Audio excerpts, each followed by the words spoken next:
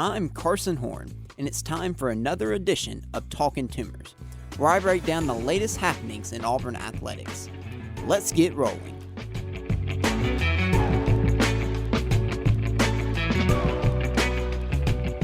You know, there are weeks, and then there are weeks.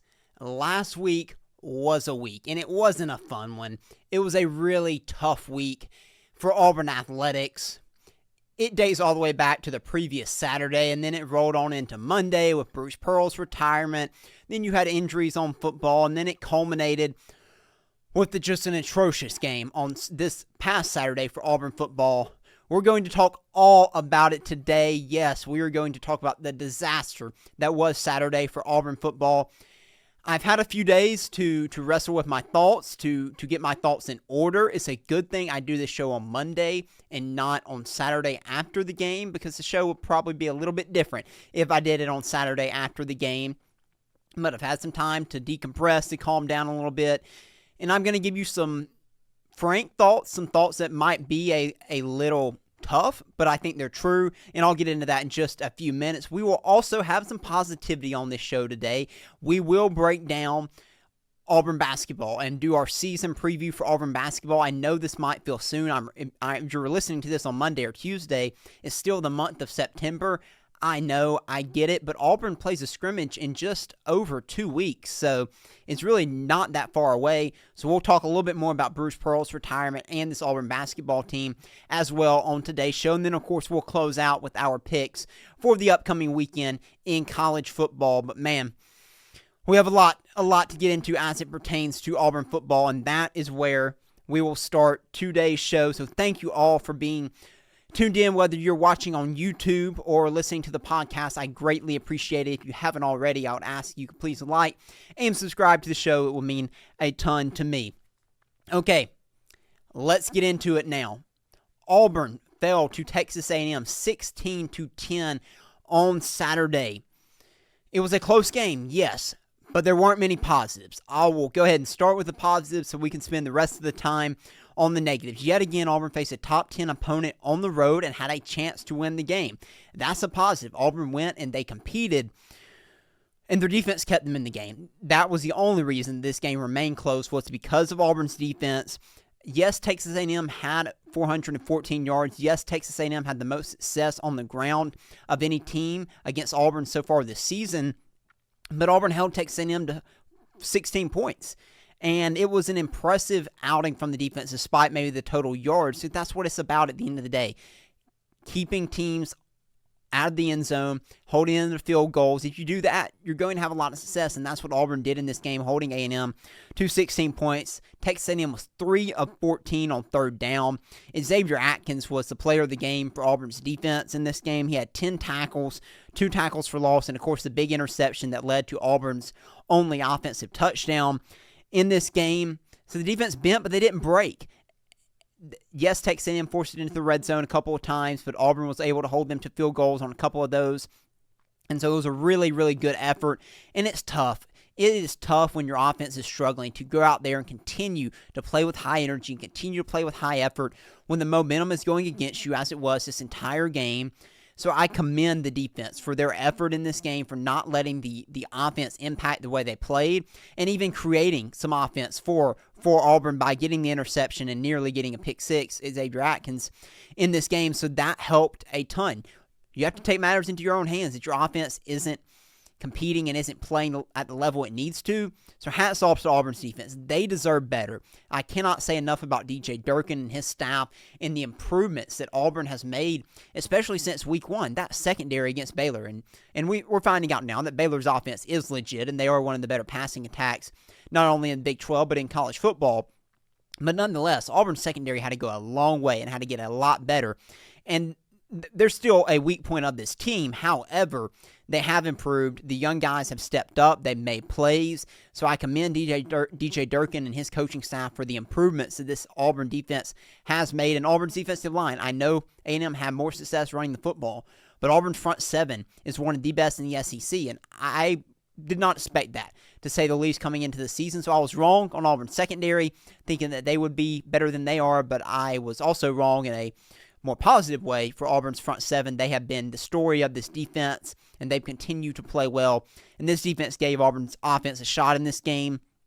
Unfortunately, the offense was complete and utterly a disaster in this game. It was so bad. I mean, going to the dentist, I hate going to the dentist. I think going to the dentist would have been more enjoyable than watching Auburn's offense on Saturday. This was so miserable to watch. And unfortunately, this is all too common of an occurrence for Auburn fans, dating back past Hugh Freeze's tenure, into Gus Malzahn's tenure, of course, through Brian Harsin. Auburn fans have had to suffer through bad offense, and this was up at the top of some of the worst offensive performances I have seen as an Auburn fan. I don't know if it's necessarily the top, but it was one of the worst. This was so bad in this game. Let me just read out some stats for you. I know you watched it, so you know how bad it was, but just to force you to go with me here into this misery of the Auburn offense. 177 total yards, 125 pass yards, and 52 rush yards. Auburn had 10 first downs. No, not in the first half. In the entire game. Auburn was 0 for 13. Let me repeat that. 0 for 13 on third downs. Auburn was 0 for 2 on fourth down in this game.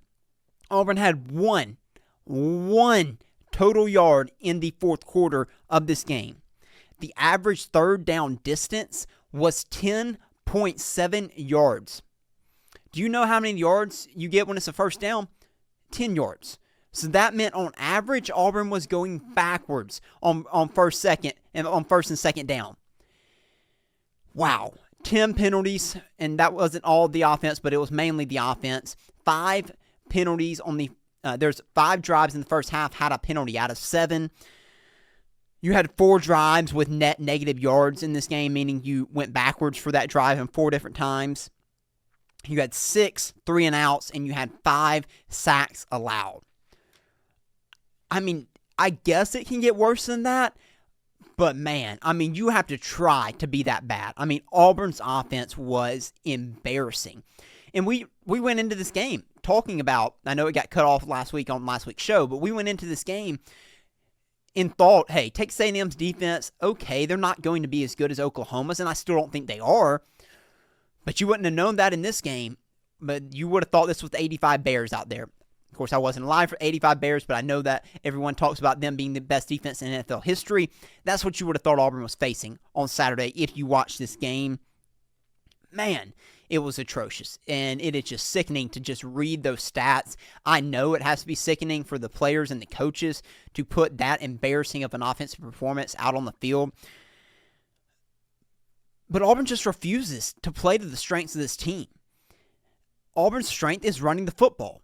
And I know you're going against 2 good teams the last 2 weeks, 2 good defenses that are pretty good against the run.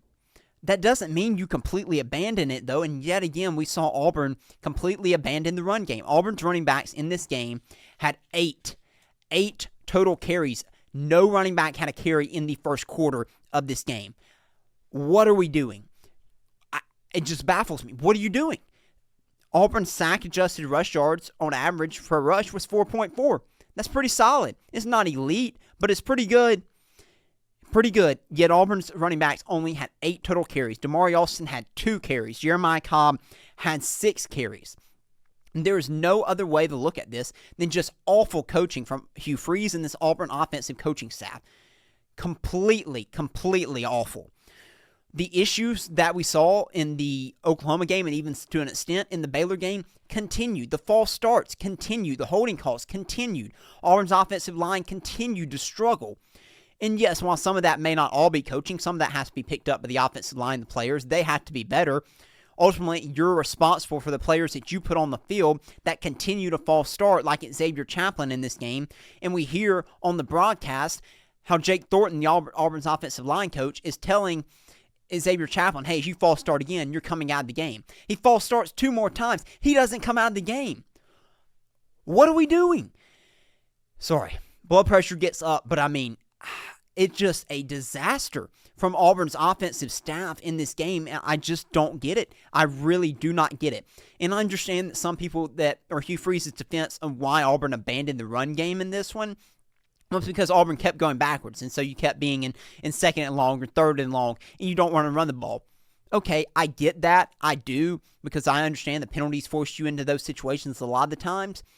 But more often than not, when you continue to pass it, you continue to go backwards. You can at least go forward if you run the ball. I thought after the Baylor game that Hugh Freeze had evolved. I thought he had grown. And I wasn't the only one who thought that. I think many of us thought that. We said, hey, look at Hugh Freeze go. He realized in that Baylor game, hey, running the ball is working. Running the ball is the strength of our team.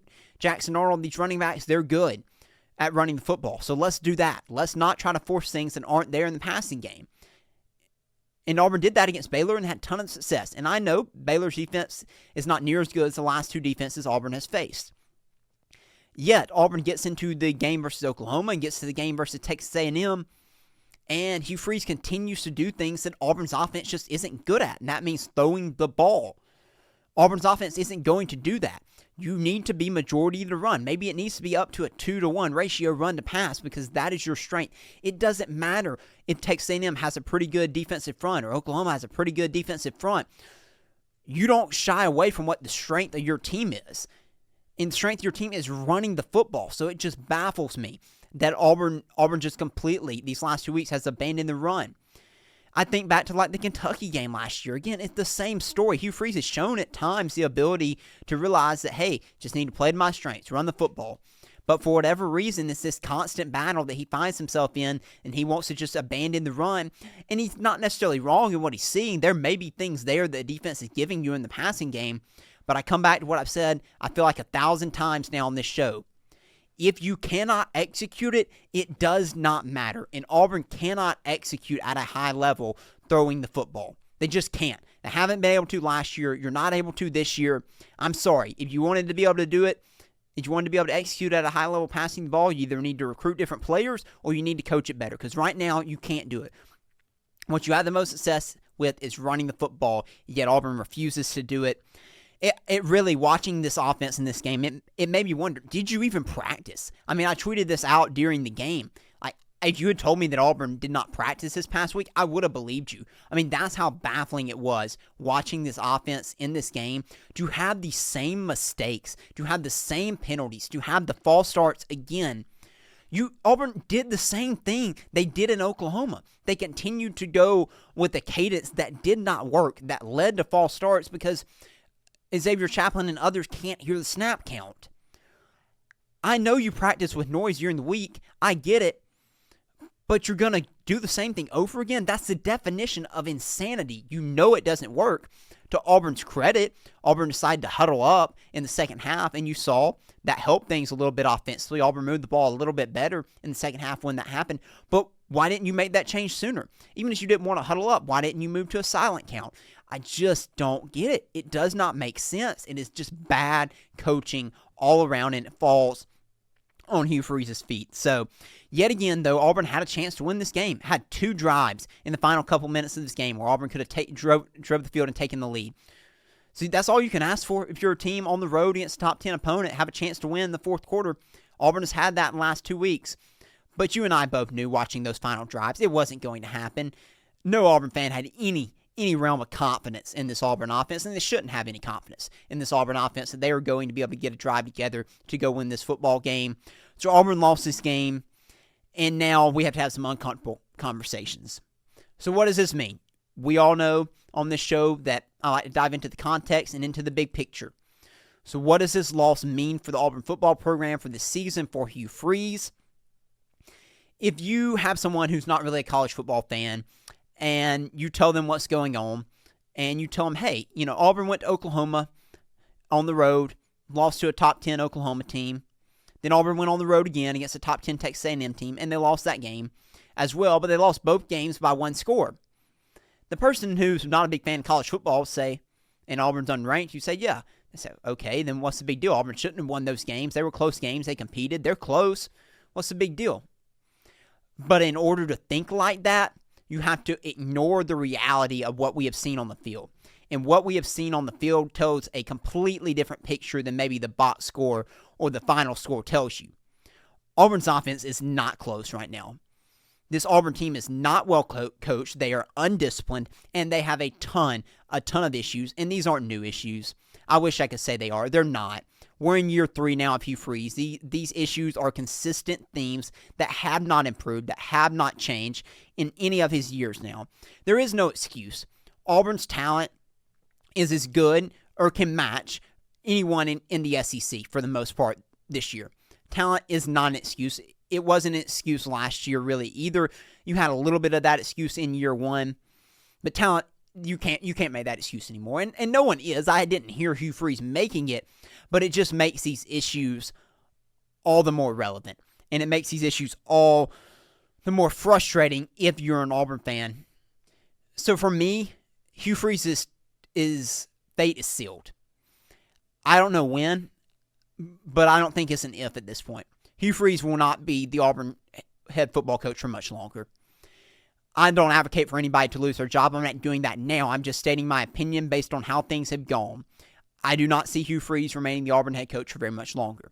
I don't know that it'll necessarily come this season, but if he does survive the season, I think it just delays the inevitable.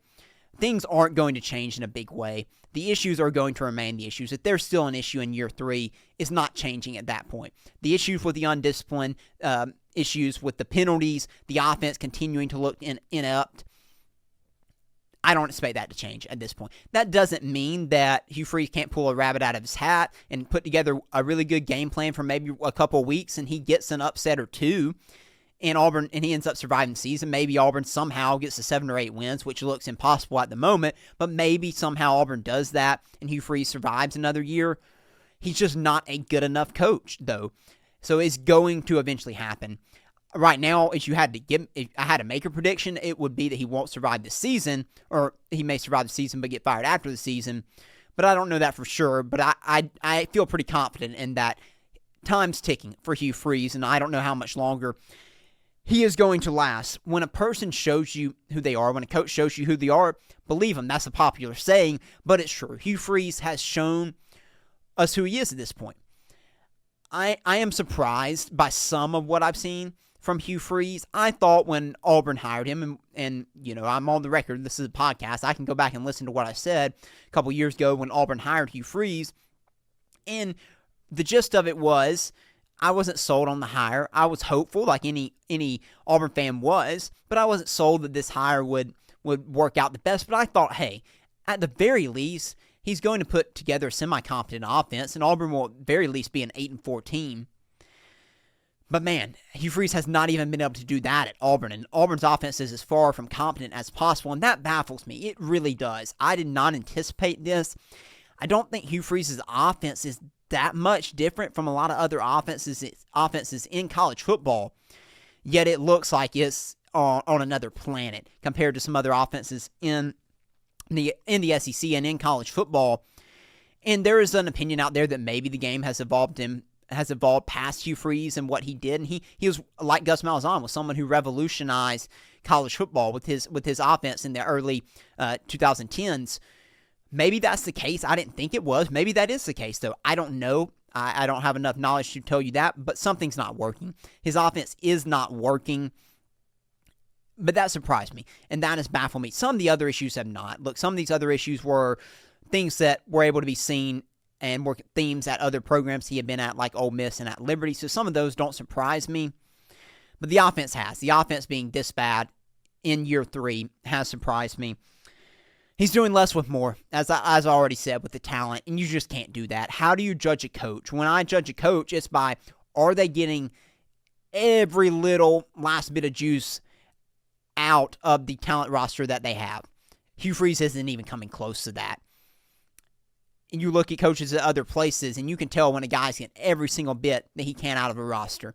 I look at Brent Key at Georgia Tech as an example, perfect example. He's getting everything he can out of that Georgia Tech roster. Hugh Freeze has a ton of talent to work with, and he is not getting near enough out of this Auburn roster. And as Cole Pinkson, who writes for Auburn Sports, said, you know, that's a fireable offense.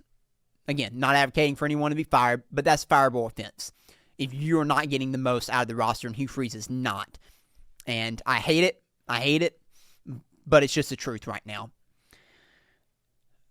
Is there a chance that he gets it turned around? Sure. Is there a chance that maybe he continues on as head coach, but he gives up offense coordinator duties and says, hey, maybe I can't do this as well as I thought anymore and I need to hand it over to someone else? Sure, I think that's a possibility. I'm not ruling out anything at this point. Do I expect any of those changes this year? I don't. I don't expect any changes to the offensive staff or anything like that. I will be surprised. I think you're in it for the long haul at this point this season.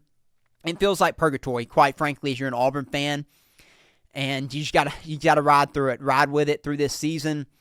And I don't anticipate any changes right now. Of course, if Auburn gets shellacked by Georgia, if Auburn loses to Missouri and Auburn is 0-4 to start SEC play, okay, that could be we could be having a different conversation at this point. But I don't anticipate any changes right now.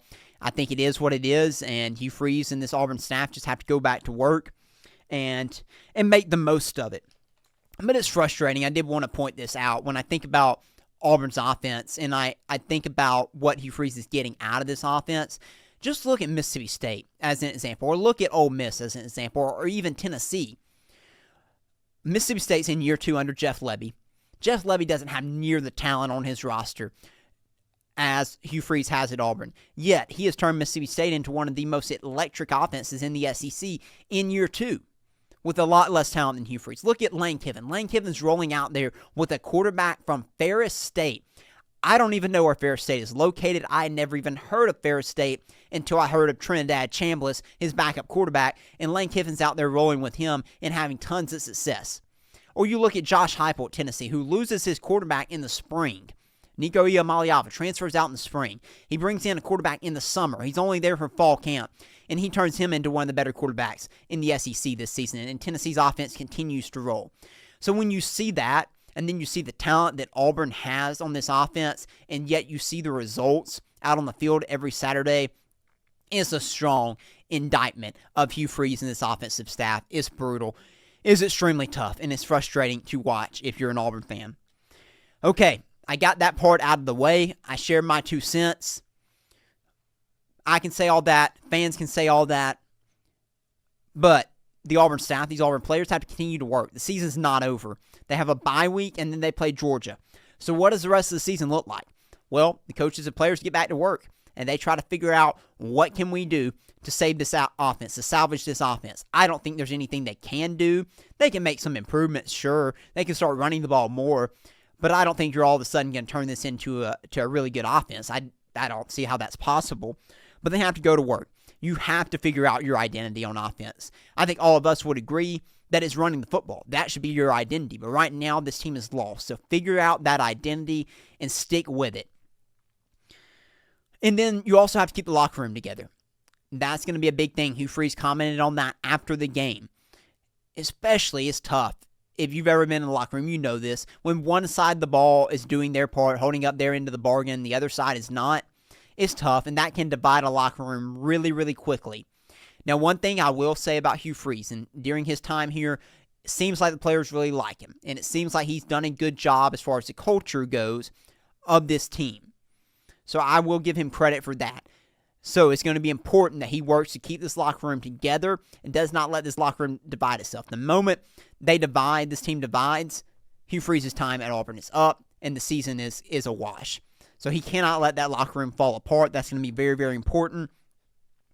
I'm sure of where the season goes, to be quite honest with you. I just mentioned the fact that Auburn could lose to Georgia and Missouri, and that could be the end of the Hugh Freeze tenure.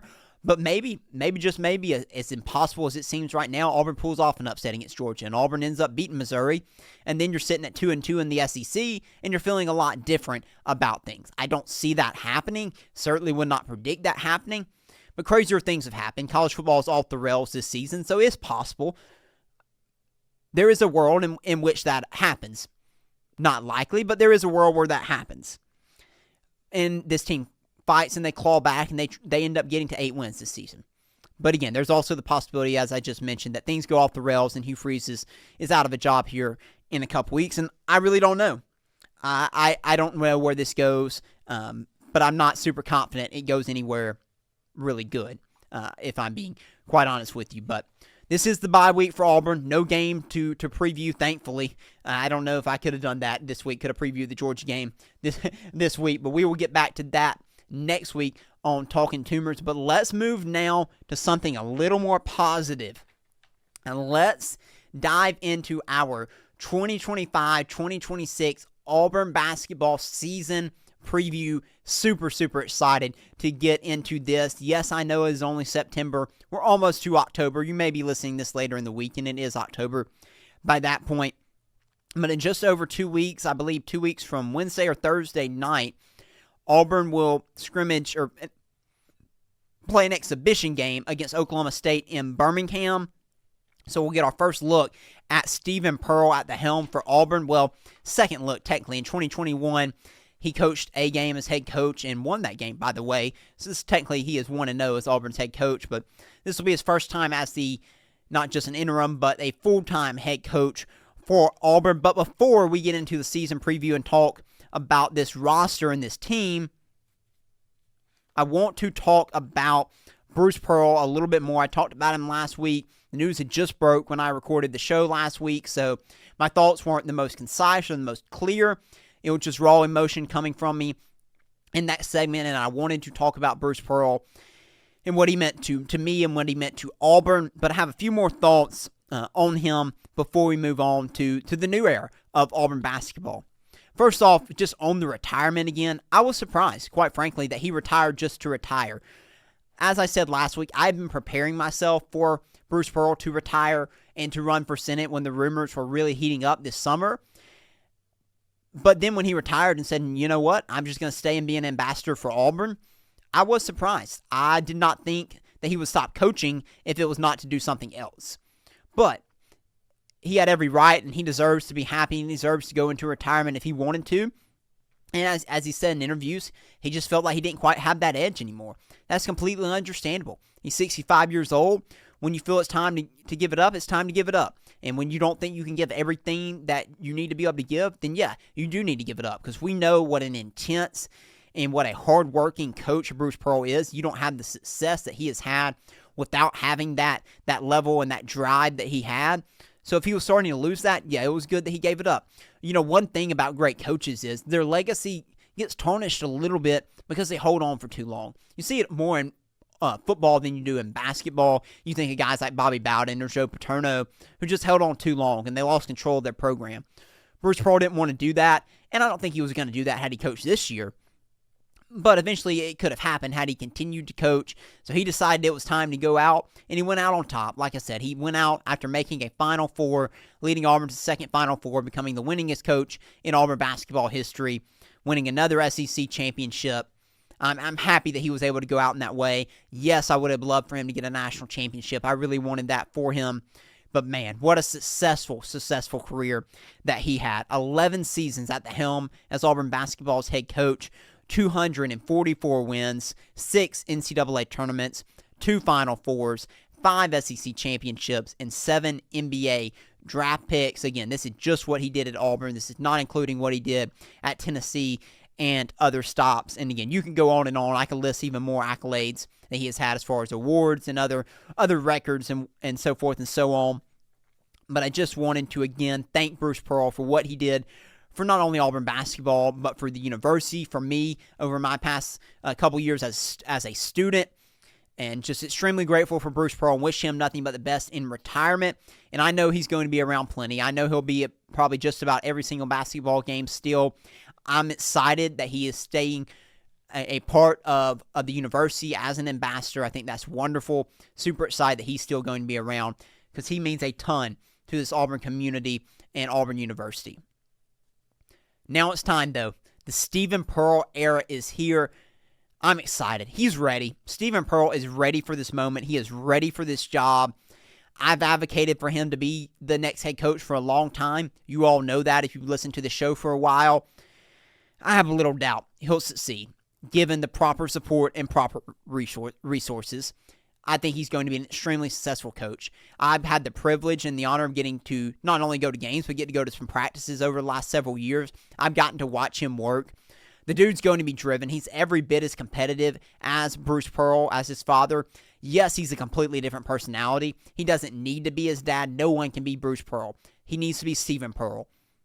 And if he does that, he will be successful. He's going to work his tail off. He's a great basketball mind, and I have little doubt, again, given the proper resources and support, he will be successful as Auburn's basketball coach. My question is, will their support remain the same, both from an NIL and rev sharing money situation? That has to be there. Auburn's not going to be at the top of the SEC. They're not going to give the same amount to basketball as Kentucky or Arkansas. I understand that. But can Auburn stay still in the upper half of the SEC? Can you give Stephen Pearl those resources? If you do, I think Auburn basketball is going to be in a good spot. But besides that, will Neville Arena continue to be a hostile environment? Will the support, will it cost as much as it does to get into Neville Arena? Will it continue to cost essentially having to donate a kidney to get into a Auburn basketball game? Will that continue? I fully believe it will. I've seen people asking that question, and I wanted to ask it myself. I think it's a fair question. But as long as Auburn basketball continues to be a fun product to watch and continues to succeed, like I think it will, I have little doubt that Auburn fans will continue to show up. There was the question of, well, are these just Bruce Pearl fans or are they Auburn basketball fans?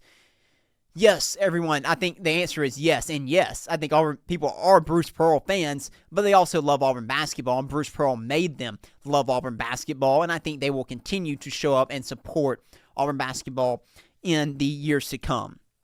I thought Stephen Pearl gave an excellent press conference. You know, winning a press conference is great. I mean, it doesn't guarantee anything. A lot of coaches have won the press conferences and have gone on to be horrible coaches, and a lot of coaches have given terrible press conferences and gone on to be great coaches. But I did think he did a great job communicating. I thought his message was really good. He didn't make it about himself. He made it about Auburn's staff, and that is something I don't think enough people are talking about. This Auburn staff is elite, and it has been elite, and it got overshadowed because Bruce Pearl is such a great coach, and he's a big personality, but Auburn's staff has been tremendous, and it has stayed together. It's had very few changes over the last decade. Very few changes. You know, Todd Golden was on the staff. Of course, he's at Florida. There's been a few other changes, but for the most part, a lot of these guys on the staff have been there for a while. You have Mike Burgermaster coming back as on this staff. He will continue to be the quote-unquote offensive coordinator for Auburn based on my understanding of things. That is huge. Great offensive mind. He'll be a head coach one day. Ira Bowman, Stephen Pearl announced in the press conference, was promoted to associate head coach. He deserves it. He's been there for a long time. Really good player development guy. That was massive. And then many others on this staff that you may not know the names of that are very, very important. As far as we can tell, all those guys are remaining.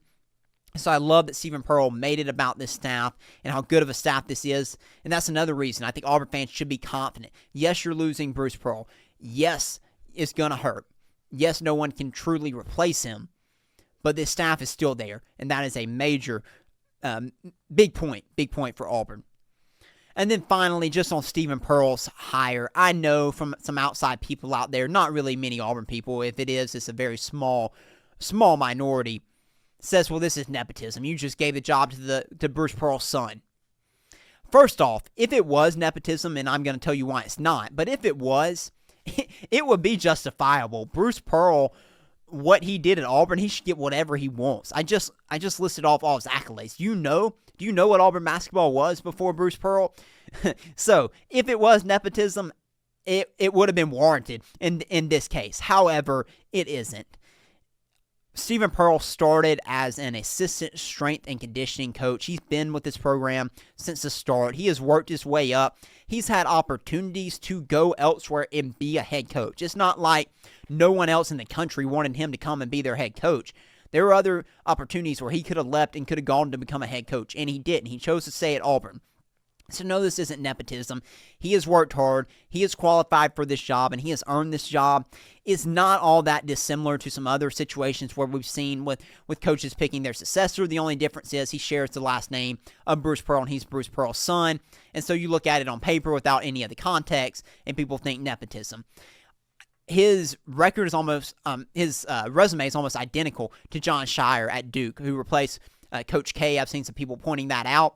No one was up in arms about that because it wasn't Coach K's son. So, look, if people say that, it's fine. I'm not wasting my time with it. I'm not worried about national media. I don't need people to understand Auburn. Auburn fans understand Auburn, and that's all that matters.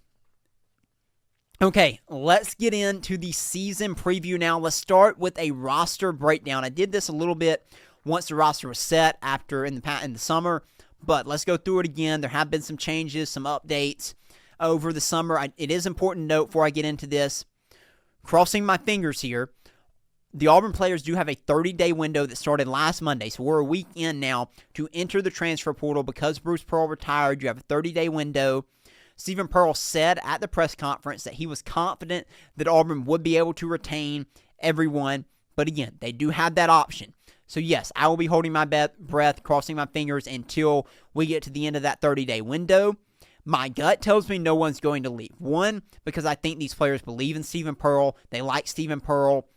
Yes, they're upset about Bruce retiring. Everyone's upset about that. It hurt, and especially I think the way they found out with the news leaking before Bruce Pearl was able to tell them. I'm sure that there were some hurt feelings. I know they were emotional, as they should be. Everyone loves Bruce Pearl for the most part. Those players love him, so that was tough. But they also love this staff, and they love Stephen Pearl, I think, and I believe. And so I think they'll stay because of that reason, but also the logistics of it are extremely difficult. If a player were to transfer out, it's not impossible for them to go elsewhere, but it is difficult. They would more than likely have to miss the first half of the season, would not be able to play until January or so at their next school. So logistically, it is tough as well. Again, not impossible. They really wanted to get out, really wanted to go elsewhere. But you also don't want them to stay just because they're locked down and can't leave. If a player doesn't want to be there, you don't want them staying and hurting your locker room, but I don't think that is the case with anyone on Auburn's team, so hoping certainly that everyone stays, but I did want to share that before getting into the breakdown. Okay, let's start out with the star of this team, Tahad Pettiford, coming back for his sophomore season, the only returning player, scholarship player from last year's team back for this 2025-2026 season.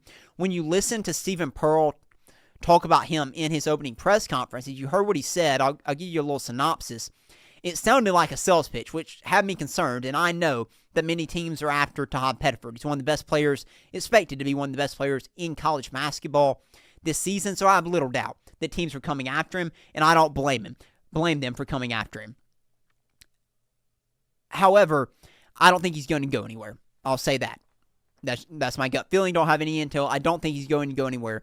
But Stephen Pearl shared what, again, amounted to me to a sales pitch about how this was a great opportunity for Tahad Pettiford to show his leadership and his ability, because in the NBA, there's going to be coaching changes. Coaches are going to get fired. Coaches are going to retire. So it'd be a great opportunity for Tahad Pettiford to show his leadership in leading this team this year. I thought, quite frankly, that was pretty good. Pretty good sales pitch from Stephen Pearl. But I am interested. How's he going to handle being the guy? Last year, the guy was Janai Broome. He was the top guy on the scouting report. That's who teams were focused on and were worried about last season. This year, Tahad Pettiford's going to be at the top of that sheet. How does he handle that? How does he handle the more attention that he's going to get? I'm not too worried about the media attention or anything like that. He'll handle that fine. I'm talking about from opposing teams, being the guy that gets circled. I think he's going to do a tremendous job. I think he's got a great personality to handle this role. I think he'll be a really good leader. The two things for him, or a couple things for him that I'm watching closely. One, consistency. He was a bit of a streaky player that last year. That's fine. You're a freshman. It's going to happen. Can you be more consistent? Auburn's going to have him be more consistent. For instance, like with Janai Broome, he could have an off night and still have a double-double. You need that kind of level of play from Tahad Pettiford when you're the star, when you're the guy. I'm looking at that. How does he evolve as a point guard? Yes, he played plenty of point last year. I know that.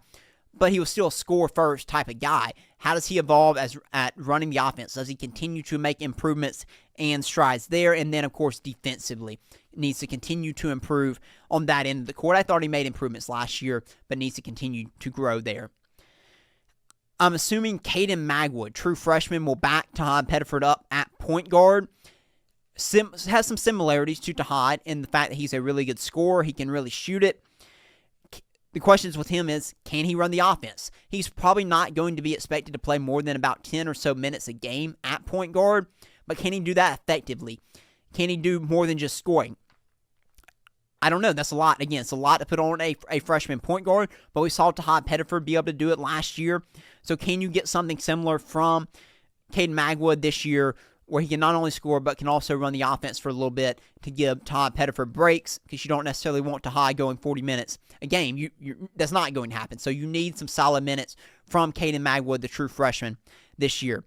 At the 2/3 position, Kevin Overton. This is a transfer from Texas Tech. He was a little bit under the radar type of transfer. Auburn saw him at Texas Tech and thought, we can get more out of this guy. There's more there than maybe Texas Tech is getting out of him. And so far, it sounds like Auburn is very pleased with Kevin Overton. He's an excellent defender. He will be Auburn's best defender, I expect, this season to try to fill that Denver Jones void on the defensive end. And the question with him is, can he unlock more offense? How will his shooting be? Those are some of the questions that I think will need to be answered as we get into this season. But it seems like all indications are Auburn's very excited about Kevin Overton and his leadership as well. Along with him at the 2/3 position is Abdul Bashir Jr. This guy can shoot it. He might be the best shooter on Auburn's team this season. He was injured during the summer, and he came from JUCO, 6'7", lanky. Because of his injury, he was not able to put on the weight that Auburn had hoped he would be able to. Could that be an issue? I think it will be an issue on the defensive end. I don't expect it to affect him too much offensively, but yes, I do think it could be an issue on the defensive end. But hey, if he's out there knocking down threes, you're probably not going to care too much if he's struggling a little bit on the defensive end, as long as he's giving good effort there. But I am interested to see how this injury this summer ends up affecting him. At the 2, and possibly maybe an emergency point guard, Simon Walker, another true freshman.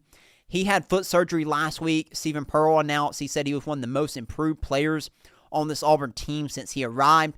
He will be back at some point during the season. We don't really have a time frame yet.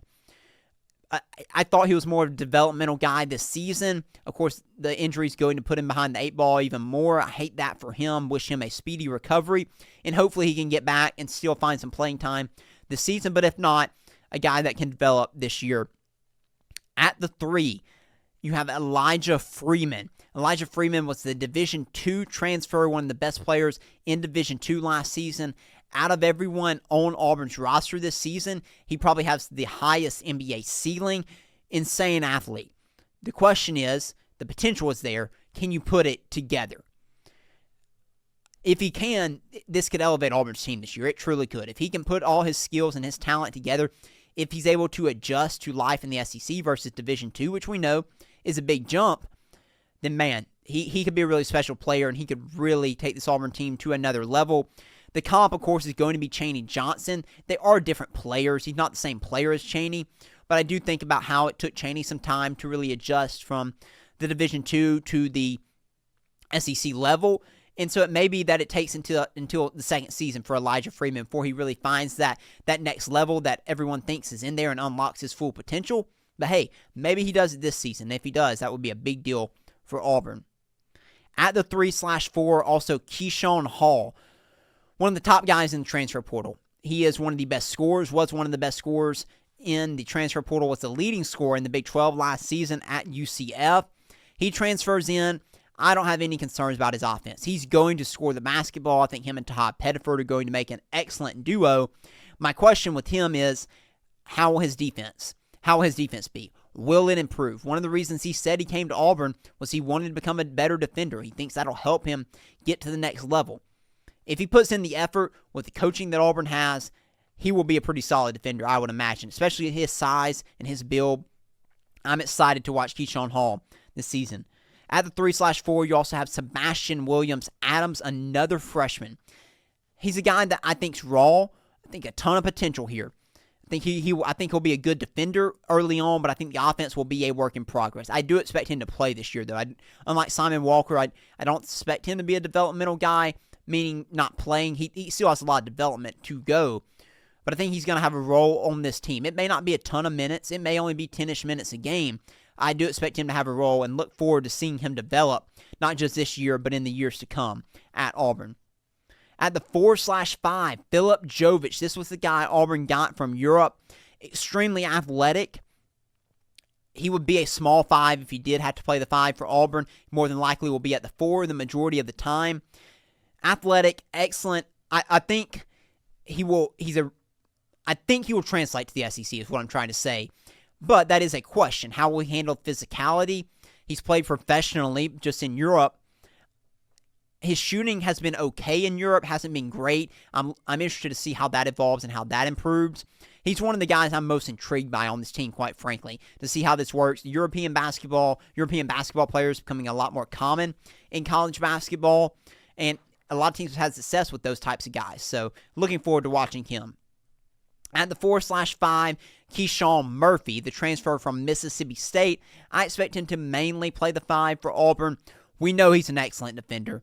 Great shot blocker, did a great job at that at Mississippi State. He wants to expand his offensive game. Auburn's going to let him do that. We know Auburn will let their 5 shoot a 3.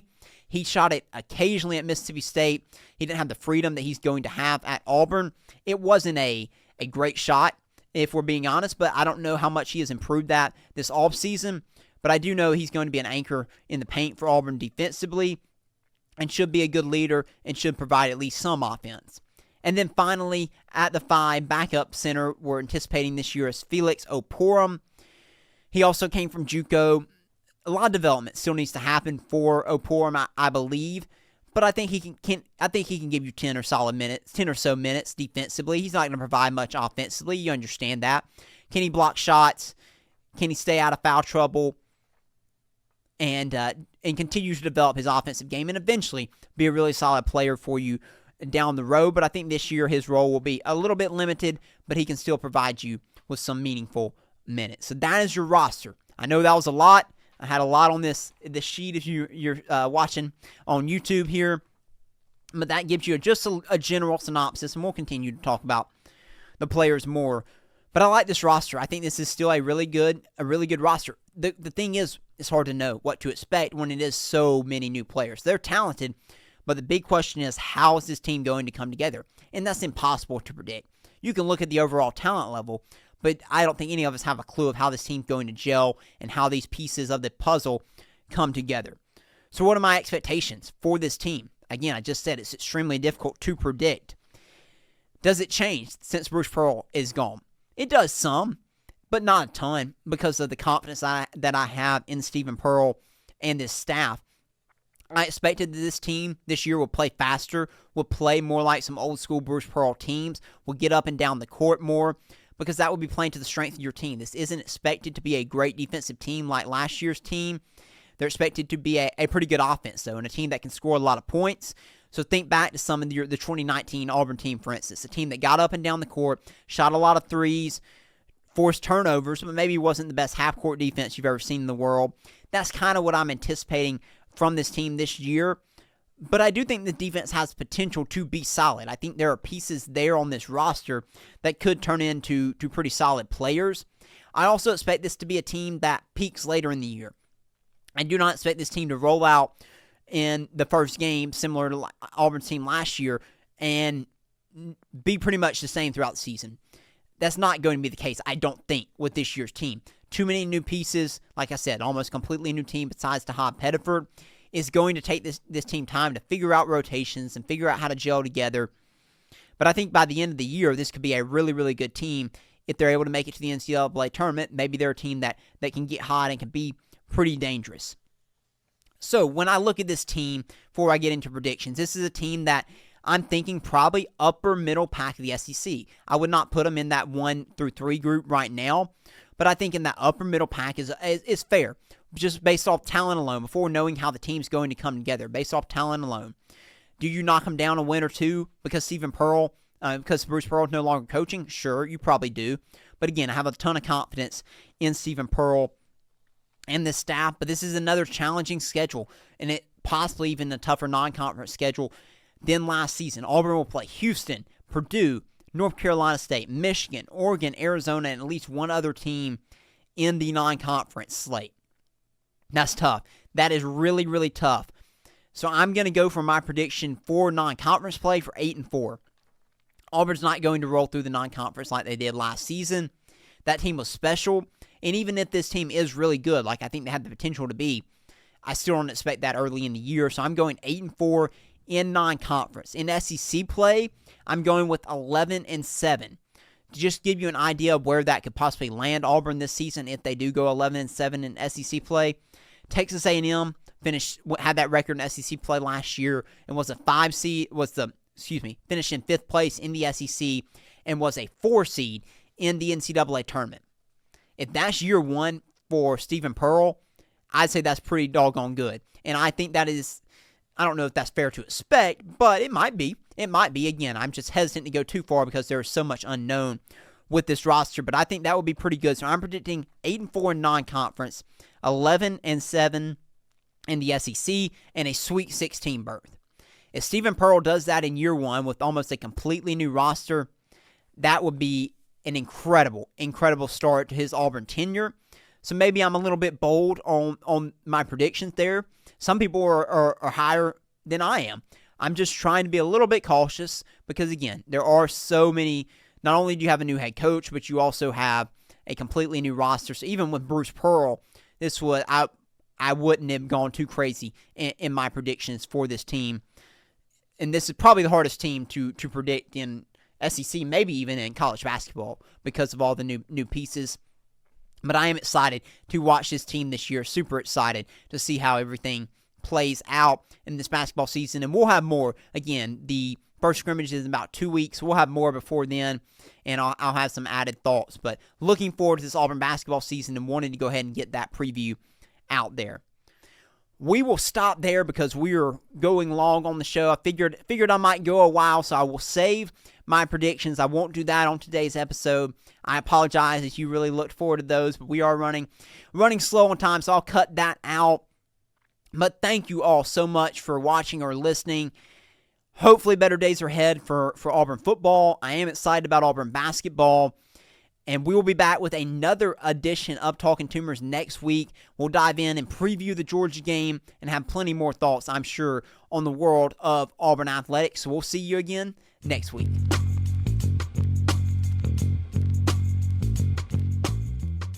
Thank you for listening to Talkin' Toomers. If you liked what you heard, make sure to subscribe and follow @Talkin' Toomers on social media so you'll never miss an episode. War Eagle.